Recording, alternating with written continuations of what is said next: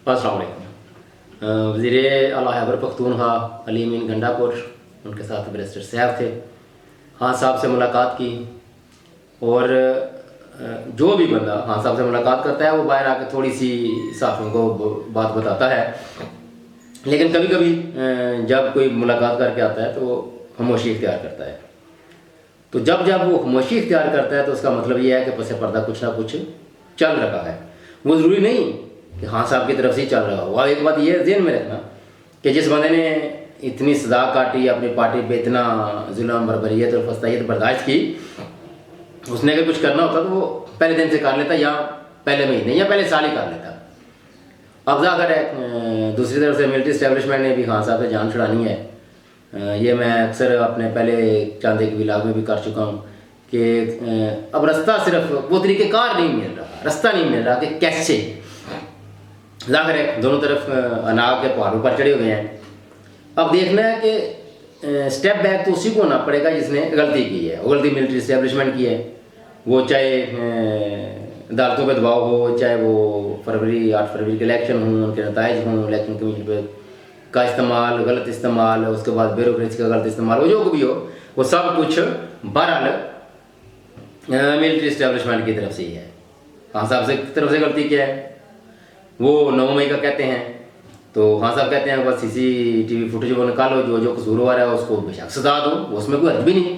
और मेरा ख्याल है उसमें कोई भी उनके हक में नहीं बोलेगा कि अगर कोई वाकई इस काम में मुलवस है। वो तो आप कह रहे हैं GHQ या जिना हाउस या कोर कमांडर हाउस, मैं समझता हूँ कि किसी गरीब के घर को भी अगर कोई गिराता है तो मैं तो उसे भी बुरा समझता हूँ। उसमें उसके जो हकूक़ है उसको भी वायलेट नहीं करना चाहिए और उसकी भी सजा होनी चाहिए।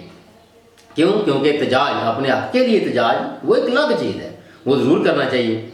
उसके लिए रास्ते बंद नहीं करने चाहिए, उसके लिए तोड़ फोड़ नहीं करनी चाहिए, उसके लिए आइन और कानून में दिए गए जो रास्ता है वो इख्तियार करना चाहिए। आप चंद एक पाकिस्तान की तरीक़े में ऐसे हैं एहतजाज, खासकर एक एहतजाज था मौलाना फजल रहमान साहब का ही कि वो इस्लामाबाद की तरफ आए थे मार्च करके, तो वो साथ रास्ते भी उन्होंने ब्लॉक नहीं किए थे, ना कुछ इस तरह की गड़बड़ की। और PTI के भी जो अक्सर जलसे जुलूस होते हैं वो उनमें कोई तोड़ फोड़ नहीं होती। लेकिन ऐसे मामलात में ज़ाहिर है कुछ शरपसंद नासर भी इसमें शामिल होते हैं, कुछ दूसरी जो मुखालफिन होते हैं वो भी अपने लोग शामिल करके इस तरह की गुंडागर्दी करवाते हैं। कुछ जो अगर इस्टेब्लिशमेंट को जो अगर वो नहीं अच्छी चीज़ लग रही तो वो भी अपने इसमें गंद मारने से बाज नहीं आते। तो इसमें बहुत सारी चीज़ें कारफरमा होती हैं। इसमें सिर्फ ऐसा नहीं कि जो कोई एक सियासी पार्टी है वो ही इस गलत तरफ जाती है या गलत रवश इख्तियार करती है। वो थोड़ा बहुत हो सकता है कर लेते हों, लेकिन इस हद तक नहीं जाते। इसके पीछे फिर वो जहाँ सोशल मीडिया पे खबरें अच्छी बुरी दोनों होती हैं, उसमें ये एक बड़ी अच्छी चीज़ है कि सोशल मीडिया पे ऐसी बहुत सी चीज़ें हैं जहाँ वो सरकारी गाड़ियों से दस्ते नीचे उतर के नुकसान कर रहे हैं, जहाँ लोग जो पुलिस के डंडे जो स्पेशल होते हैं वो आखिर वहाँ आजकल बहुत सियानी है पछाड़ रखे हैं, वो इस्तेमाल हुए हैं। वर्दियों में शीशे गाड़ियों के तोड़े गए तो उनको सजा मिलनी चाहिए। क्यों नहीं मिलनी चाहिए? ज़रूर मिलनी चाहिए। जिसने भी जो नुकसान किया वो फुटेज है। और एक तो हमारे अगर कवानीन में कुछ हुक्म है ना कि नहीं वो जो अभी तक 4 गवाह के चक्कर में फंसे हैं तो आगे DNA में दुनिया चली गई है, और फिंगरप्रिंट्स में दुनिया चली गई है। इसको जो फुटेज होती हैं वो उनको एज ए शहादत माना जाना चाहिए। अगर मानते हैं तो वो अच्छी बात है, वो सारा कुछ हाजिर है। तो उस बार खान साहब कहते हैं कि दिखाएं CCTV फुटेज में, कहीं मैं कोई ऐसा कसूरवार तो मैं मांग लेता हूँ, अगर नहीं तो फिर खाम की जिद्दबाजी है, इसको छोड़ना पड़ेगा। आज नहीं तो कल आयन की बालादस्ती तो होनी है ना, सदा ये जंगल अपनों नहीं रह सकता। अब दूसरी तरफ बलूचिस्तान के हालात की तरफ देखते हैं तो वहाँ जो मैं समझता हूँ कि उसके आज तक के जो हालात के ज़िम्मेदार हैं, मैं तो सरदारों को और मिलिट्री इस्टेब्लिशमेंट को ही समझता हूँ। वहाँ की जो क़यादत है, वहाँ सारी ज़िंदगी में मैंने तो अपनी जो उम्र में देखा वो डॉक्टर मालिक बलोच साहब की जो थी ना 2.5 साल इक़्तिदार, वो अच्छा देखा। बाकी वो सारा बाकी जो सरदारों का है, जगीरदारों का है, वो मिलिट्री इस्टेब्लिशमेंट के करिंदों का, उसको मैं नहीं किसी खाते में डालता। वो गठजोड़ी है, उन्होंने बेड़ा गर्क किया बलूचिस्तान के हालात के असर ज़िम्मेदार वही हैं। वहाँ जो उठ रही है तहरीक नई जो अपना क़यादत, वो डॉक्टर मारंग बलोच, सदाम तरीन, आदिल बाज़ई, सलार काकड़ और बहुत से नाम जो किसी भी दूसरी पार्टियों से हो सकते हैं, मुख्तलिफ पार्टियों से हो सकते हैं, जो वाम में और आम मिडिल क्लास लोग हैं, वो असल बलूचिस्तान के मैं समझता हूँ कि उनको सामने आना चाहिए, आगे लाना पड़ेगा उनको।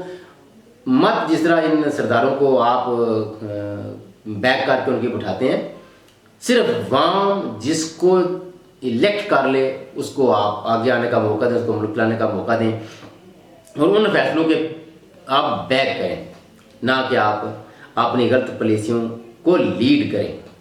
तो इंशाल्लाह मुल्क के हालात बेहतर हो सकते हैं। अदरवाइज देख लें। अब मुझे अख्तर महंगल साहब के धरने से एक चीज़ और भी लगती है कि ये सरदार सुरदूर जो है वो आम लोगों के लिए तो इतने इस तरह का नहीं करते, कहीं ऐसा ही ना हो कि जो ये वामी तरीका फिर ये वहाँ के सरदार अपने मकासद के लिए इस्तेमाल ना कर लें, हथियार ना लें। अल्लाह ताला इनको भी कुछ